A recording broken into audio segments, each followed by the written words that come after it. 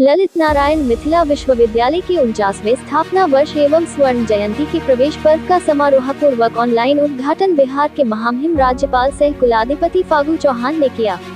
दरभंगा, ललित नारायण मिथिला विश्वविद्यालय के 49वें स्थापना दिवस व स्वर्ण जयंती वर्ष के प्रवेश का राज्यपाल सह कुलाधिपति फागू चौहान ने गुरुवार को ऑनलाइन उद्घाटन किया। अपने संबोधन में श्री चौहान ने इस बात पर प्रसन्नता व्यक्त की कि सत्र 2021 और 22 में विश्वविद्यालय की स्वर्ण जयंती और ललित बाबू की जन्मशती का सुखद संयोग है। उन्होंने कहा कि अपनी आधी सदी के सफर में विश्वविद्यालय शिक्षा प्रणाली एवं संकायों के अंतर्गत उल्लेखनीय मानक स्थापित करने में सफल रहा है। कुलाधिपति ने कोरोना काल में ऑनलाइन वर्गों के संचालन का विशेष रूप से उल्लेख किया। 500 से अधिक इंटरेक्टिव वर्गों के संचालित होने और विश्वविद्यालय की वेबसाइट पर 4000 पाठ्य सामग्री के उपलब्ध होने पर उन्होंने प्रसन्नता व्यक्त की। उन्होंने मिथिला में रेल, मिथिला चित्रकला, मैथिली भाषा और कोसी नहर योजना के प्रसंग में पूर्व रेल मंत्री स्वर्गीय ललित नारायण मिश्र के योगदान को रेखांकित किया। श्री चौहान ने कहा कि बिहार में शिक्षा, स्वास्थ्य, सड़क, बिजली जैसे क्षेत्रों में तेजी से विकास हुआ है, पर साक्षरता, स्वास्थ्य, सकल घरेलू उत्पाद आदि क्षेत्रों में हम राष्ट्रीय औसत से काफी पीछे हैं। बिहार की अर्थव्यवस्था का आधार कृषि है, इसलिए हमें कृषि विकास के प्रयासों को और अधिक तेज करना होगा। मुख्य अतिथि बिहार के शिक्षा मंत्री विजय कुमार चौधरी ने ऑनलाइन माध्यम से अपने उद्गार व्यक्त करते हुए कहा कि मिथिला विद्वानों की भूमि रही है। ऐसी महान भूमि में ललित नारायण मिथिला विश्वविद्यालय स्थापित है और इसी महान भूमि के सपूत हैं स्वर्गीय ललित नारायण मिश्र। श्री चौधरी ने अपने को विवि के स्थापना काल का छात्र बताया और कहा कि इसके विकास में सहयोग से उन्हें खुशी होगी। उन्होंने आगे कहा कि छात्रों के चेहरे पर अध्यापन से संतुष्टि का भाव होना चाहिए। शिक्षा मंत्री ने नैक से ससमय मूल्यांकन पर जोर दिया। श्री चौधरी ने ललित बाबू का स्मरण करते हुए कहा कि वे ज्योतिपुंज थे तथा स्नेहिल स्वभाव के थे। वे मिथिला के विकास के लिए समर्पित थे।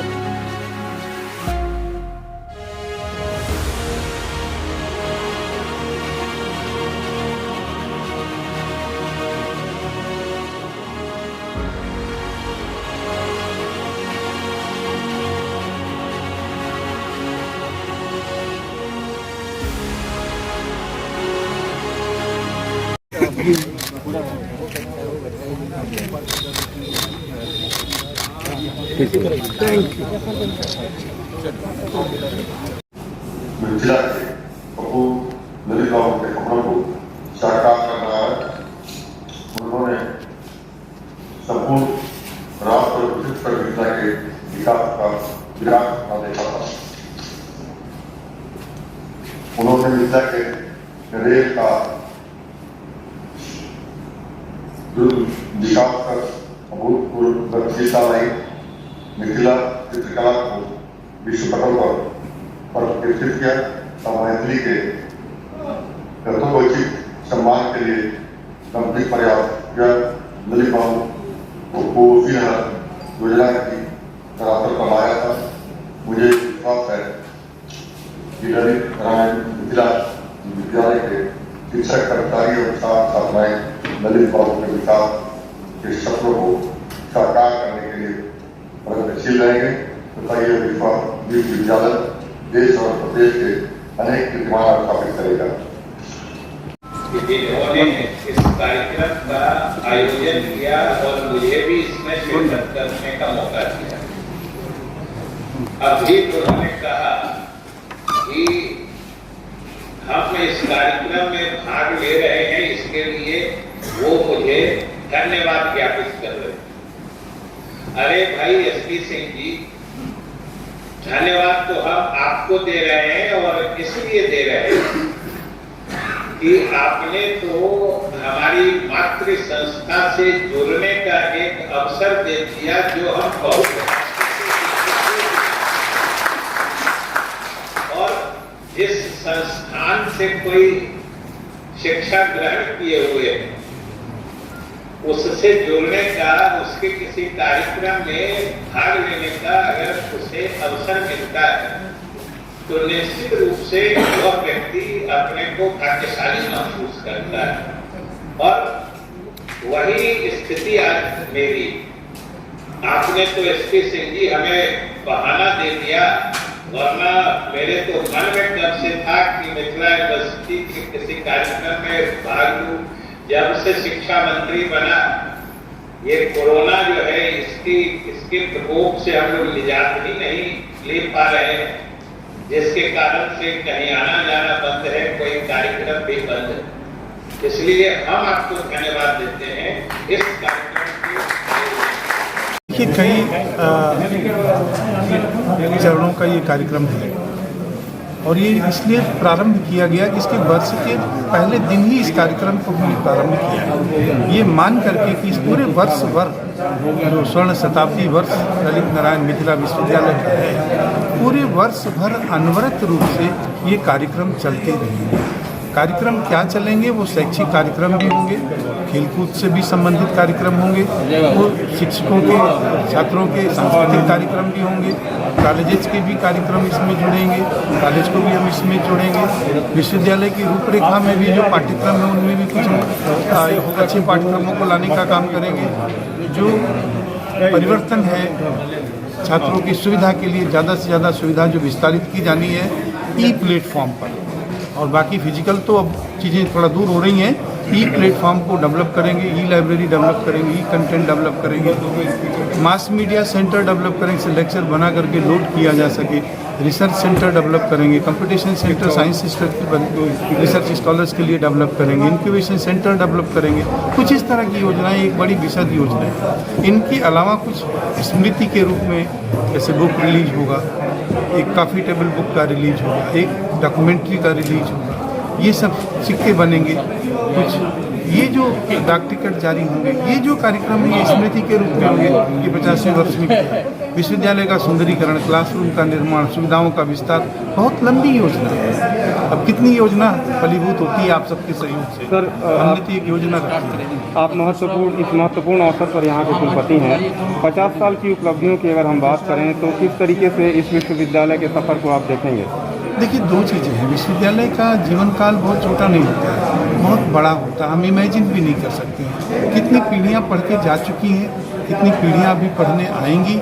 इसका कार्यकाल बहुत असीमित होता है। ये जैसे जीवन की गति होती, मैंने कहा ना, कभी हम तेज़ चलते हैं रास्ते में, कभी स्लो हो जाते हैं, ट्रेन भी चलती है, प्रोसेस हो जाती है, परिवर्तन होता है। एयरप्लेन भी चलता है तो जहाँ कहीं दिक्कत आती है वहाँ उसकी स्पीड पर नियंत्रण होता है, या स्पीड कम या ज़्यादा होती है। वैसे परिस्थितियाँ आती हैं, यात्रा में व्यवधान आते हैं, कभी धीरे होते हैं, कभी तेज होते हैं। इसका मूल्यांकन इस रूप में करना तो आज की तारीख में बड़ा कठिन होगा, लेकिन यात्रा जैसी चलती रही, सुंदर यात्रा चलेगी, उससे अच्छी चलेगी। आज का जो कार्यक्रम हुआ, माननीय कुलाधिपति महोदय जुड़े थे और शिक्षा मंत्री जी भी जुड़े थे, क्या उनकी प्रतिक्रिया रही है? किस तरह का शुभकामना संदेश मिला? देखिए, जाहिर सी बात है, माननीय कुलाधिपति जी जो हैं वो तो हमारे मुखिया हैं, अभिभावक हैं, और हमारे ही नहीं, बिहार के सभी विश्वविद्यालयों के मुखिया और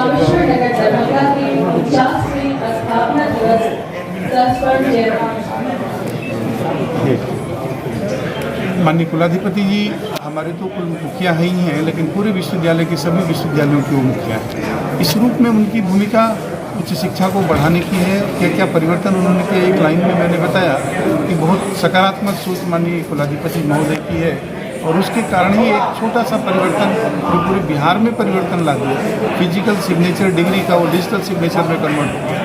एक छोटा सा परिवर्तन देकर के एक बड़ा परिवर्तन पूरे बिहार में आ गया। तो वो कटिबद्ध है इस तरह की चीज़ों को लेकर, और उनकी शुभकामना मंगल कामना उन्होंने विश्वविद्यालय को काफ़ी लगी। माननीय शिक्षा मंत्री जी ने पूरा सहयोग देने की अपील की कि हम इसी विश्वविद्यालय के छात्र रहे हैं, हमारी कर्मभूमि रही है, हमने यही सब पढ़ाई की है, हम हर तरह की मदद विश्वविद्यालय के, ऐसा आश्वासन दिया मैंने। आखिर में ललित नारायण मिश्रा जी के नाम का ये विश्वविद्यालय है, जो भारत के रेल मंत्री और बड़े नेता थे, उनके सपनों को किस तरीके से साकार करेगा विश्वविद्यालय, कैसे देखते हैं?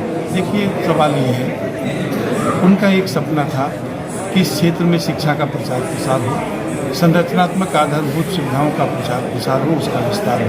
उन्होंने शिक्षा के लिए विश्वविद्यालय बनाए, आधारभूत संरचना के लिए सड़कें बनाई, रेलवे की सुविधा दी, सारी चीज़ें दी। यहाँ बचाव के लिए, लोगों के कल्याण के लिए कोसी की बात की योजना उन्होंने दी, बहुत सारे काम उन्होंने किए। तो जाहिर सी बात है, उनका अगर छात्रों का कल्याण होगा, क्षेत्र में शिक्षा का प्रचार प्रसार होगा, यहाँ की आधारभूत संरचना शिक्षा में प्रसार होगा, बदलाव होगा, तो जो उनकी परिकल्पना थी वो अपने आप पूरी हो जाएगी। और उन्हें इस बात के लिए हम करके, ऐसे कार्यों करके उन्हें सच्ची श्रद्धांजलि देंगे उनके विचारों के प्रति। अभिषेक के माननीय सदस्यगण, कुलसचिव प्रोफेसर मुश्ताक अहमद, आदरणीय प्रोफेसर रत्नेश्वर मिश्र जी, प्रोफेसर नीलमणि मुखर्जी जी, विश्वविद्यालय के सभी संकायाध्यक्षगण, विभागाध्यक्षगण, महाविद्यालयों के प्राचार्यगण, शिक्षकगण, पदाधिकारीगण, कर्मचारीगण, प्यारे विद्यार्थीगण तथा उपस्थित सभी विशिष्ट जनों को एक बार फिर मैं नमस्कार करती हूँ। आज मिथिला ललित नारायण मिथिला विश्वविद्यालय दरभंगा के 50वें स्वर्ण जयंती समारोह का सुबह आरंभ हो रहा है। इस अवसर पर मैं आप सभी को शुभकामनाएं एवं बधाई देती हूँ। आज ही के दिन आदरणीय ललित बाबू की जन्म शक्ति भी है का भी शुरुआत हो रहा है और इस अवसर पर उन्हें मेरा नमन और श्रद्धांजलि। मिथिलांचल की गौरवमयी परंपरा के अनुरूप विश्वविद्यालय के शैक्षणिक, सांस्कृतिक एवं लोक कलाओं की जीवंतता को साकार करने के लिए आज दिनांक 5 अगस्त 2021 को विश्वविद्यालय परिसर में आयोजित समारोह में हम सभी उपस्थित हैं और सभी को ढेर सारी शुभकामनाएं। इस अवसर पर बिहार के महामहिम राज्यपाल सह विश्वविद्यालयों के कुलाधिपति आदरणीय श्री फागू चौहान जी की कृपापूर्ण उपस्थिति से हम सभी अभिभूत हैं। आप एक सशक्त राजनीतिक रह चुके हैं। पूर्व में आप उत्तर प्रदेश के घोसी विधानसभा निर्वाचन क्षेत्र से रिकॉर्ड 6 बार विधायक रहे हैं। आप बिहार में समावेशी विकास के लिए प्रतिबद्ध हैं। बिहार में उच्च शिक्षा के विकास में आपका सकारात्मक मार्गदर्शन, निर्देश एवं नेतृत्व अत्यंत उपयोगी है।